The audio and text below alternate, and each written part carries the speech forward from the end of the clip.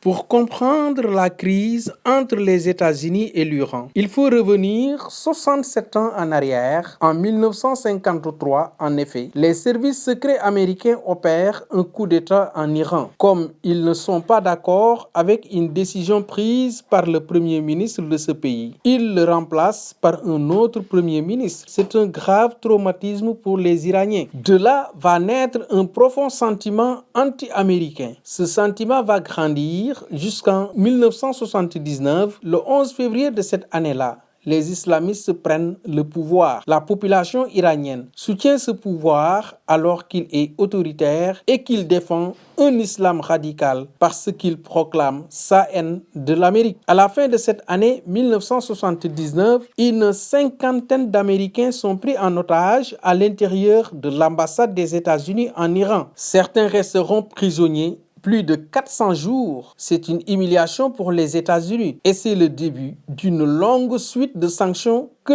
l'Amérique va infliger à l'Iran, par exemple en lui interdisant de vendre son pétrole sur le sol américain. Pourtant, pour repartir sur de nouvelles bases, Barack Obama avait proposé un accord si l'Iran mettait fin à son programme nucléaire. Alors, les sanctions seraient levées. Ainsi, en 2015, un accord très important a été signé entre l'Iran, les États-Unis, la Chine, la Russie, la France, la Grande-Bretagne et l'Allemagne. Et ça n'a pas marché. Ou bien pas vraiment. Car à son arrivée au pouvoir, Donald Trump a décidé de ne pas respecter cet accord jugé pourri et il a interdit aux autres pays de faire du commerce avec l'Iran. On peut poser cette question à savoir, est-ce qu'il peut y avoir la guerre entre ces deux pays? Aucun ne le veut. Trump ne veut pas la guerre car ses électeurs lui en voudraient de dépenser de l'argent dans cette région lointaine plutôt que de l'utiliser pour développer le pays. Et l'Iran n'a pas les moyens de déclarer la guerre aux États-Unis. Malheureusement, quand on joue au « puisque tu m'as fait ça, je te fais ça », le risque et les choses deviennent